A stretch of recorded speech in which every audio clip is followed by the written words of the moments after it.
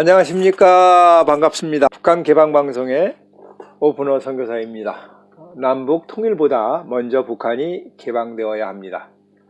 북한 개방 없는 통일은 남북 모두에게 큰 재앙입니다. 저는 북한이 개방되어야만이 남북한 모두가 잘 살 수 있게 된다고 믿는 사람입니다. 북한의 개방을 하루속히 보고 싶습니다.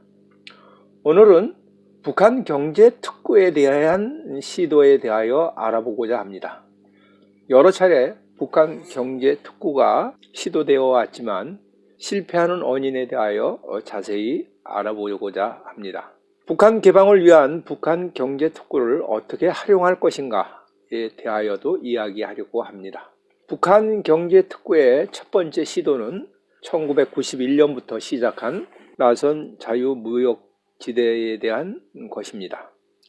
나시진 선봉 지역은 중국의 요구에 의해서 김일성이가 응답한 것이라고 생각합니다. 동북 삼성은 동해를 통하여 태평양으로 가는 백길이 러시아 연해주가 가로막고 있습니다. 처음에 중국은 러시아 연해주에 포시에트 항구를 임차하려고 하였습니다. 그리고 훈춘을 자유무역 특구로 지정하였습니다. 그러나 1990년에 러시아가 개방개혁이 되면서 그동안 러시아와 협의되었던 것이 무산이 되었습니다. 그러므로 북한의 나선 자유무역지대로 옮겨졌다고 생각됩니다. 자유무역 특구는 북한의 핵무기 개발이 문제가 되어서 계속 답보 상태에 이르고 있습니다. 무엇보다도 더 중요한 것은 자유무역지대를 만들어 놓고 자유라는 것을 삭제하고 개방하지 못하는 것이 개발이 안 되는 이유가 된다고 생각합니다. 한군평 경제특구도 마찬가지입니다. 한군평은 조선에 붙어 있는 것보다 중국에 붙어 있는 삼각주의입니다. 김일성이가 백두산 반을 중국에 넘겨주면서 압록강과 두만강 사이에 안에 있는 삼각주는 모두가 북한 지역으로 만들었습니다. 한군평은 경제특구로 하는 것이 자주 실패하는 것은 중국이 공단을 개발하려고 할 때 중국 근로자와 북한 근로자와 함께 일하자는 것입니다. 이렇게 되면 북한은 안전이 개방되는 일이기 때문에 여러 번 시행하려고 하다가 무산이 되고 말았습니다. 중국은 북한이 한국처럼 만만한 상대가 아닙니다. 만일 한군평에 경제특구가 들어서는 것은 북한 개방에 매우 좋은 효과가 있다고 생각합니다. 왜냐하면 이곳에서 운영되는 방법이 다른 경제특구에도 동일하게 적용이 되기 때문입니다. 우리는 북한 개방을 위하여 중국이 북한과 실시하는 경제특구를 잘할 수 있도록 정책적으로 지원을 아끼지 말아야 합니다. 아마도 중국의 선천 지역처럼 경제특구 운영 방식이 그대로 적용이 되면 북한이 안전히 개방이 되는 것입니다. 북한의 경제특구 중에서 나름대로 성공한 것은 개성공단입니다. 개성공단은 2004년 12월 15일에 시작하여 2016년까지 여러 가지 문제 중에서도 지속이 되어 왔습니다. 개성공단의 장단점을 생각하면서 다시 우리가 개성공단을 시작한다면 북한의 개방을 위해서 우리가 어떻게 대처해야 할 것인가에 대하여 말씀드리도록 하겠습니다. 개성공단의 장점은 무엇보다도 값싼 노동력과 각종 세금의 감면의 효과가 있습니다. 중국이나 베트남보다 얼뚱하게 저렴한 임금으로 공장을 운영할 수 있었습니다. 두 번째 장점은 언어가 하나이므로 통역이 필요 없습니다. 작업 지시하거나 수정하는 데 어려움이 없습니다. 세 번째 장점은 지리적으로 서울에서 출퇴근이 가능하다는 것입니다. 외국으로 수출할 물건이 아니라면 국내 내수용이라면 물류 비용이 저렴하게 들어갑니다. 개성공단의 단점은 첫째가 북한이라는 국가 안에서 작업하는 것이라 항상 불안합니다. 정치적으로 불안정할 때 통행 제한이나 폐쇄 등의 불안함이 늘 도사리고 있었습니다. 개성공단은 시작부터 지금까지 북한 핵 때문에 항상 불안하였습니다. 한국 정부나 한국의 기업 외에 다른 어떤 나라 기업이라도 북한에서 공장하는 것은 매우 어렵습니다.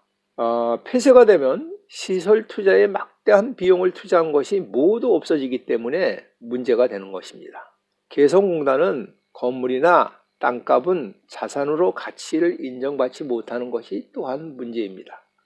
한국처럼 매매하거나 은행에 저당을 잡혀서 자금으로 사용하지 못하는 것이 문제라는 것이죠.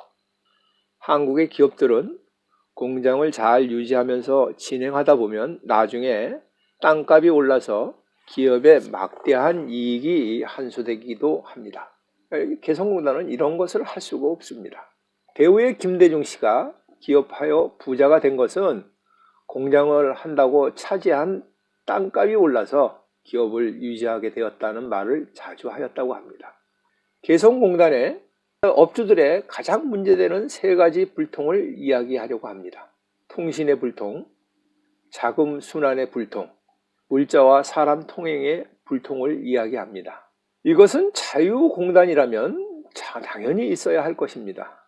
중국이나 베트남에서 실시한 특별경제구역과 다른 점은 완전히 개방을 하지 못했다는 것입니다. 중국이나 베트남이 실시한 경제특별구역은 자유롭게 사람을 채용할 수 있고 직접 작업을 지시할 수 있고 직접 임금을 지불할 수 있는 것입니다. 이곳에 사는 사람들은 정부가 계획하고 정부가 일을 주는 형태가 아닙니다. 정부가 투자하는 회사라고 하여도 사장이 자유롭게 기업을 운영하게 하였습니다. 개성공단을 다시 재개한다면 임금을 많이 주는 조건 대신 하나하나씩 개선해 나가야 합니다. 제일 먼저 작업에 직접 지시하여야 하겠습니다. 두 번째는 작업원을 뽑고 퇴직시키는 것을 자유롭게 하여야 합니다. 노임을 직접 주는 일은 나중에 한다고 하여도 이 일은 재개하는 조건에 포함하고 작업을 시작하여야 한다고 생각합니다. 저는 북한이 아무리 철저하게 인민의 생각과 사상을 잘 관리하여도 개성공단의 근로자 5만 명에게 주는 개방의 효과는 매우 크다고 생각합니다.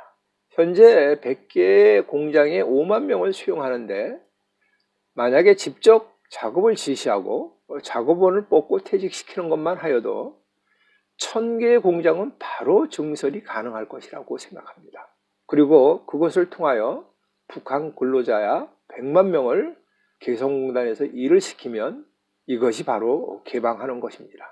북한의 핵 문제가 해결되지 않는다 그러면 철원 지역의 휴전선 인근 민통선 안에 공단을 조성하는 것도 한 방법입니다. 민통선의 범위를 좀 더 넓게 잡아야 하겠죠. 이 공단 안에는 북한 근로자 숙소도 만들고 그들을 관리하는 사람들의 간청도 만들 수 있도록 하는 것입니다. 현재 한국 공장의 근로자는 대부분이 외국 노동자입니다. 외국인 노동자가 없으면 한국의 제조업 공장은 운영되지가 않습니다. 하루속히 북한의 핵 문제가 해결되고 중국이나 베트남과 같은 경제 특구가 진행이 되어야 북한이 개방되는 시간이 빨리 올 수 있습니다. 이렇게 되면 한국의 제조업도 살고 북한 경제도 살아나는 길이 될 것입니다. 이사야서 58장 6절과 7절의 말씀을 읽어드리겠습니다. 내가 기뻐하는 금식은 흉악의 결박을 풀어주며 멍에의 줄을 끌어주며 압제당하는 자를 자유하게 하며 모든 멍에를 꺾는 것이 아니겠느냐. 또 줄인 자에게 내 양식을 나눠주며 유리하는 빈민을 집에 들이며 헐벗은 자를 보면 입히며 또 내 고륙을 피하여 스스로 숨지 아니하는 것이 아니겠느냐.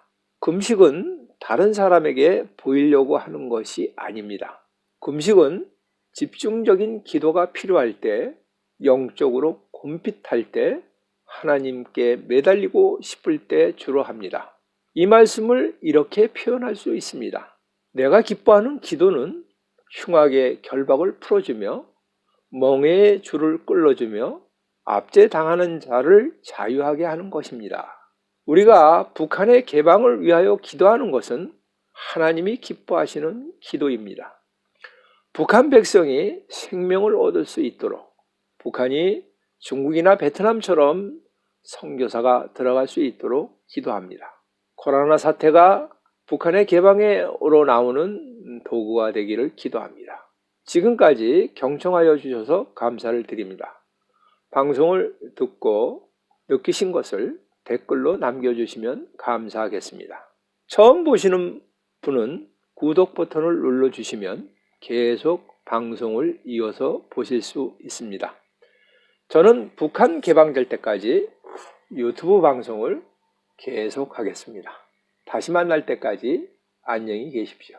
감사합니다.